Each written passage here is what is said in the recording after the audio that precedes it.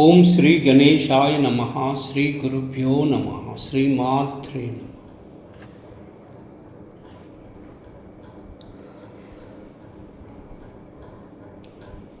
శక్తి మహిమ్న స్తోత్రం శ్రీ దుర్వాస మహాముని కృతం.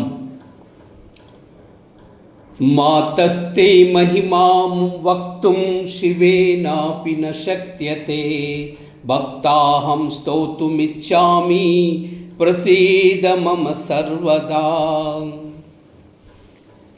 శ్రీమాతా త్రిపురే పరాత్ పరతరే దేవీ త్రిలోకీ మహా సౌందర్యార్ణవమందనోద్భవసుధా ప్రాచుర్యవర్ణోజ్వలం ఉద్యద్భానుసహస్రనూతజప పుష్పప్రబంతే వపుః స్వాంతే మే స్ఫురతు త్రికోణనిలయం జ్యోతిర్మయం వాంగ్మయం.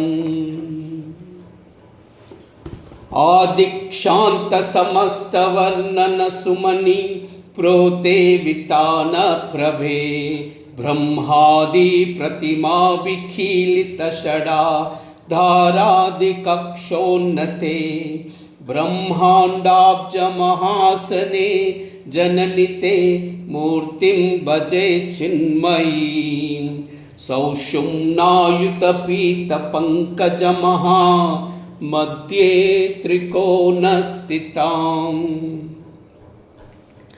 యా బాలేందు దివాకరాక్షి మధురా యా రక్త పద్మాసనా రత్నా కల్ప విరాజితాంగలతికా పూర్ణేందు వక్రోజ్వలా. అక్షస్రక్షృనిపాశ పుస్తకకరా యా బాలభానుప్రభా తాం దేవీం త్రిపురాం శివాం హృది భజే అభిష్టార్థసిద్ధయై సదా.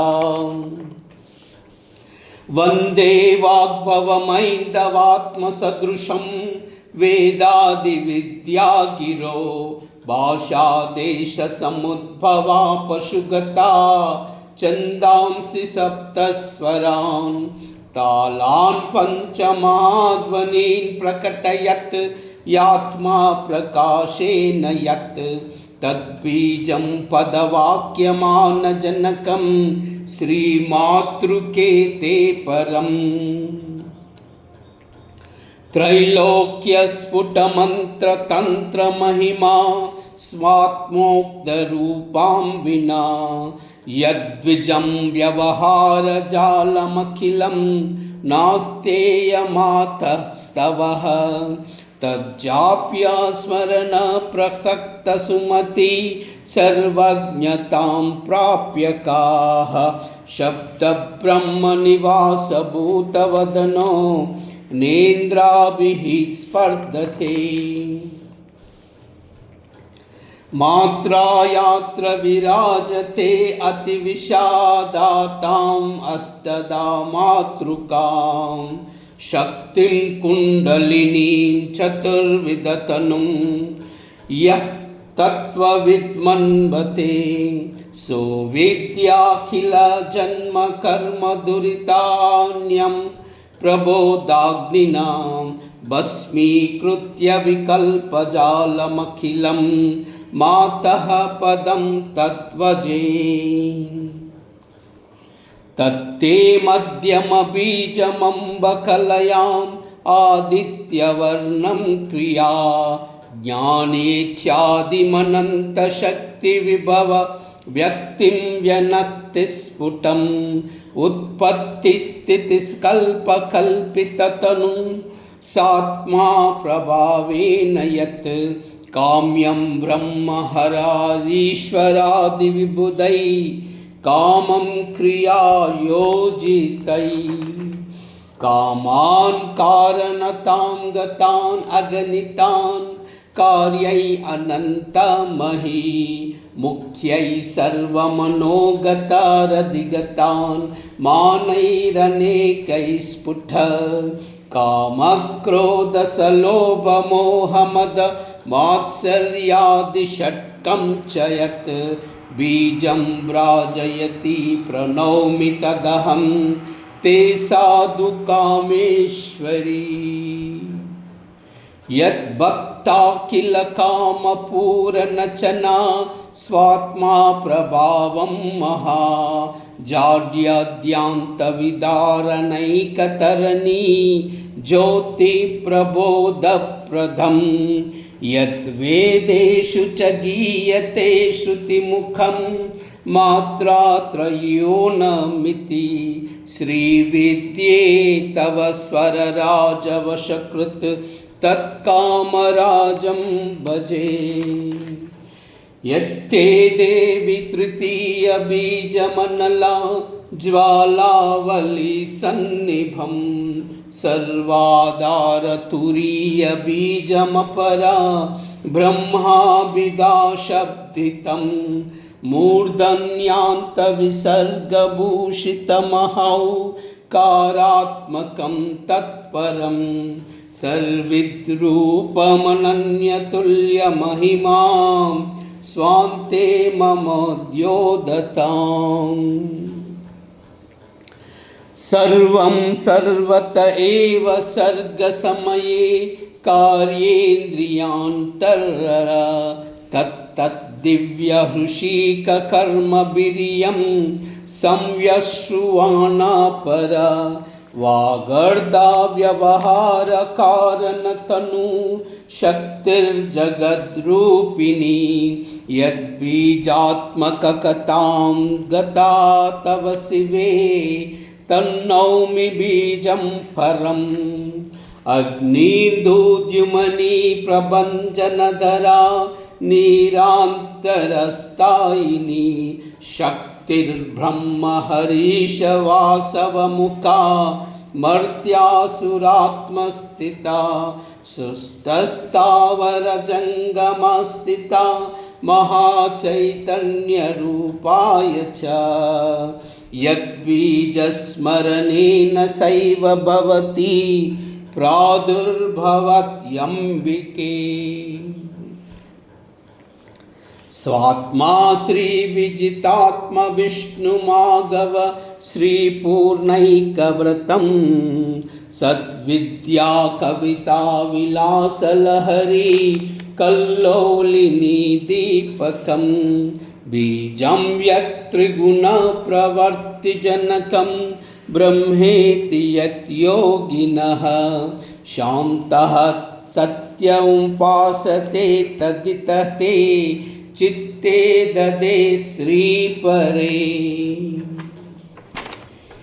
एकैकं तव मातृके परतरं यो संयोगिना योगिना विद्यादि प्रकटप्रभावजनकं जाड्यान्धकारापहं यन्निष्ठा च महोत्पलासनमः विष्णुप्रहस्तारयो देवासेषु विदिश अनन्यमहिमा स्फूर्तिं ददेतेव तत्। इत्थं त्रीण्यपि मूलवाग्भवमः श्रीकामराजस्फुरत् चक्त्याचन्मितुश्रुतिप्रकटतानि उत्कृष्टकूटानि ते भूतऋतुश्रुतिसंख्य वर्णविदिता आरक्तकान्ते शिवे यो जानाति स एव सर्वजगता सृष्टिस्थितिध्वंसकृत्। ब्रह्म योनिरमासुरेश्वर सुहृल्लेखाभिरुक्तदा मार्तेण्डेन्दुमनोजहंसवसुधा मायाभिरुत्तस्थितै सोमाम्बोक्षितिशक्तिभिः प्रकटितै बाणाङ्गवेदैक्रमात् वर्णैः श्री शिवदेशिकेन विदितां विद्यां तवाम्बाश्रये। नित्यं यस्तव मातृकाक्षरसखीं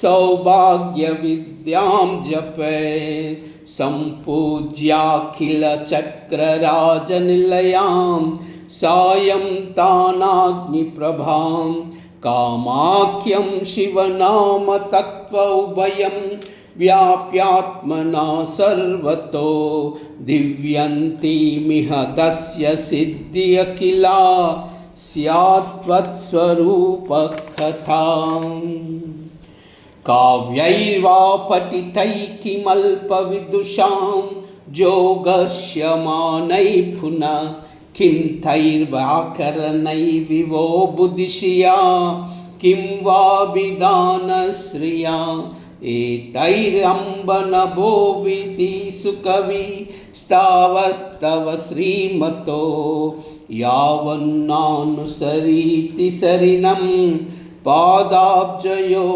पावनी गेयं नाकतिगर्वितः प्रवनति श्रीसङ्गमो मोक्षति द्वेषी मित्रतिपातकं सुकृतति क्ष्मावल्लभो दासति मृत्युर्वैद्यति दूषणं सुगुणवती तत्पादसंसेवनात् त्वां वन्दे भवभीतिभञ्जनकरीं गौरीं गिरीशप्रियां गौरीं गिरीशप्रियां गौरीं गिरीशप्रियां कैलाह्री असकालाह्री सकलाह्री कैलाह्री असकालाह्री सकलाह्री कैलाह्री असकालाह्री सकलाह्री सर्वमंगल एतत् सर्वं श्रीमाता चरणार्पणमस्तु। लोकाः समस्ताः सुखिनो भवन्तु, सर्वे जनाः सुखिनो भवन्तु। सर्वमंगल।